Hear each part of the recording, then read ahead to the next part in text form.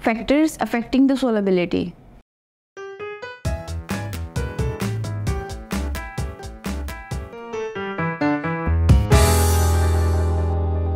Assalamu alaikum students, welcome you all on the platform of digital academics provided by Moonlight International Publishers.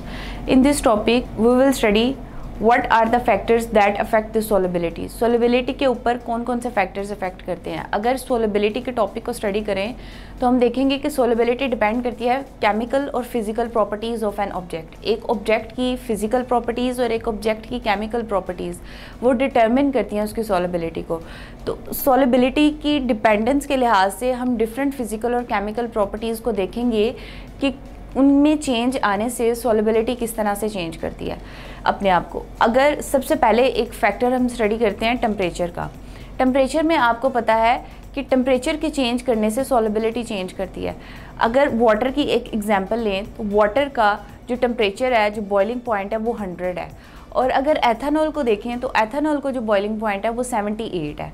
इसका मतलब ये हुआ कि इनका टेम्परेचर चेंज है. उस डिफरेंट लिक्विड्स हैं उनका डिफरेंट टेम्परेचर है.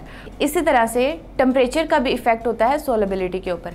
आप किसी सॉल्यूशन का अगर टेम्परेचर इंक्रीज़ कर रहे हैं, सोल्यूट को सॉल्वेंट के अंदर मिक्स करने के बाद अगर आप उसको टेम्परेचर को इंक्रीज़ करते जाते हैं, फर्दर सोल्यूट ऐड करने से उसकी सॉलिबिलिटी इंक्रीज़ कर रही होती है क्योंकि आप टेम्परेचर इंक्रीज़ कर रहे हैं.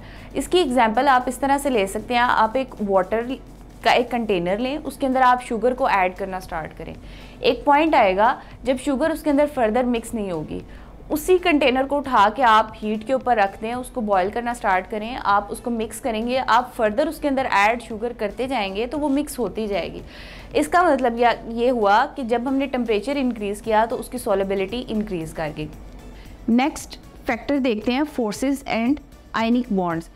फोर्सेस कौन सी एग्जिस्ट करती हैं पार्टिकल्स के दरमियान, सोल्यूट और सॉल्वेंट के पार्टिकल्स के दरमियान कौन से फोर्सेस हैं और उनके बॉन्ड्स क्या हैं. अगर आप इसका प्रिंसिपल देखें सॉलिबिलिटी का, तो सॉलिबिलिटी का एक बेसिक प्रिंसिपल है लाइक डिसॉल्व लाइक.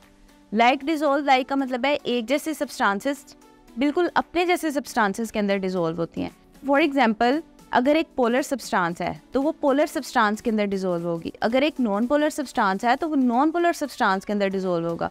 अगर एक ऑर्गेनिक मटेरियल है तो वो ऑर्गेनिक मटेरियल के अंदर डिसॉल्व होगा. और अगर एक इनऑर्गेनिक मटेरियल है तो वो इनऑर्गेनिक मटेरियल के अंदर डिसॉल्व होगा. अगर आप नॉन पोलर सब्सटेंस को पोलर सब्सटेंस के अंदर डिसॉल्व कराएंगे तो ये एक चैलेंजिंग प्रोसेस है क्योंकि इसकी जो फोर्सेस हैं, इसके सोल्यूट्स और सॉल्वेंट्स की जो फोर्सेस हैं वो आपस में मैच नहीं करती. अगर सोल्यूट और सॉल्वेंट की फोर्सेस एक जैसी होंगी तो वो इजीली एक दूसरे को तोड़ के और उसके अंदर मैच कर जाएंगे. उस जो फ्री स्पेसेस उसके अंदर एग्जिस्ट कर रही होंगी उसके अंदर जाकर रिजाइड करेंगे और सोल्यूशन बना देंगे. लेकिन अगर फोर्सेस एक दूसरे के साथ सिमिलैरिटी नहीं रखती तो डिफरेंट फोर्सेस की वजह से सॉलिबिलिटी एक चैलेंजिंग इफेक्ट है. नॉन पोलर सब्सटेंस को पोलर सब्सटेंस के अंदर डिसॉल्व करना चैलेंजिंग होता है. इसमें हम एग्जाम्पल्स देखते हैं पोलर सब्सटेंस को पोलर सब्सटेंस के अंदर डिसॉल्व करना. अगर आप शुगर लेते हैं, शुगर एक पोलर सब्सटेंस है, उसको आप वाटर के अंदर मिक्स करते हैं, वाटर भी एक पोलर सब्सटेंस है. तो इनके पोलर होने की वजह से और इनके इनऑर्गेनिक होने की वजह से ये दोनों एक दूसरे के अंदर इजीली डिसॉल्व हो जाते हैं. उसके बाद अगर नेक्स्ट एग्जांपल देखें non ionic substance, non polar substances की, तो इसमें एग्जांपल आती है ऑर्गेनिक सब्सटेंसेस. एक ऑर्गेनिक सब्सटेंस है, उसको ऑर्गेनिक सब्सटेंस के अंदर डिसॉल्व कर देंगे तो वो ईजिली डिसॉल्व हो जाएगा. लेकिन अगर आप उठाते हैं वाटर को और उसको डिसॉल्व करने की कोशिश करते हैं ऑयल के साथ तो वो नहीं डिसॉल्व होगा क्योंकि ऑयल और वाटर दोनों की रेशियो सेम नहीं है, उनकी केमिकल फोर्सेस नहीं है. एक ऑर्गेनिक सब्सटेंस है, एक इनऑर्गेनिक सब्सटेंस है. Water is inorganic substance and oil is organic substance, इसलिए ये एक दूसरे के अंदर डिसॉल्व नहीं होंगे. इनको डिसॉल्व कराना मुश्किल है. तो जो दूसरा फैक्टर हमने देखा है वो फोर्सेस और बॉन्ड्स का है. सेम फोर्सेस और सेम बॉन्ड्स अगर दो सोल्यूट और सॉल्वेंट के पार्टिकल्स के दरमियान एग्जिस्ट कर रहे हैं तो सॉलिबिलिटी की रेशियो ज़्यादा हो जाएगी. तो क्या हमें पता चला लाइक डिसॉल्व लाइक. अगर पोलर सब्सटेंसेस हैं तो वो पोलर सब्सटेंस के अंदर इजीली डिसॉल्व हो जाते हैं. उसके बाद हम नेक्स्ट फैक्टर देखते हैं दैट इज़ प्रेशर. जितना आप एक सॉल्यूशन है उसके ऊपर प्रेशर इंक्रीज़ करते जाते हैं उतनी उसकी सॉलिबिलिटी इंक्रीज़ करती है. और प्रेशर का जो फैक्टर है वो इफ़ेक्टिव होता है फॉर गैशियस पार्टिकल्स.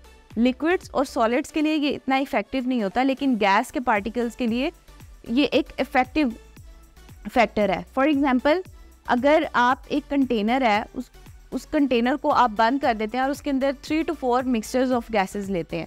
जैसे जैसे आप उस कंटेनर के ढक्कन को नीचे करते जाएंगे तो मतलब आप उसके ऊपर प्रेशर को इंक्रीज़ कर रहे हैं। जैसे जैसे आप प्रेशर इंक्रीज़ करते जाएंगे वो चीज़ें आपस में मिक्सअप होती जाएंगी। तो प्रेशर का जो फैक्टर है वो मेनली इफ़ेक्टिव होता है for liquids, not for pressure का जो फैक्टर है वो इफ़ेक्टिव होता है for gases, not for liquids and not for solids. Gases के लिए ये फैक्टर इफ़ेक्टिव है। पार्शियल प्रेशर की एग्जाम्पल में अगर आप देखें तो इसमें सोडा वाटर आता है। जैसे ही आप इसकी कार्बन डाइऑक्साइड की रेशियो इंक्रीज़ करते जाते हैं तो वैसे इसकी सॉल्युबिलिटी इंक्रीज़ कर जाती है। इस तरह से आपने इन 3 फैक्टर्स को अच्छी तरह से रिकॉल करना है। First factor that was increase the temperature increase करेंगे, सॉल्युबिलिटी इंक्रीज कर जाएगी। Second factor is forces and bonds, like dissolve like. एक जैसे पार्टिकल्स, एक जैसे फोर्सेस रखने वाले पार्टिकल्स को जब उसी के जैसे सिमिलर फोर्सेस रखने वाले पार्टिकल्स के अंदर मिक्स करेंगे तो सॉल्युबिलिटी इंक्रीज करेगी। और third factor for gaseous particles के लिए प्रेशर इंक्रीज करते जाएंगे तो गैसेस की सॉल्युबिलिटी भी इंक्रीज कर जाएगी। नेक्स्ट वीडियो के अंदर हम नेक्स्ट टॉपिक को स्टडी करेंगे। स्टे ब्लेस्ड, अल्लाह हाफिज़।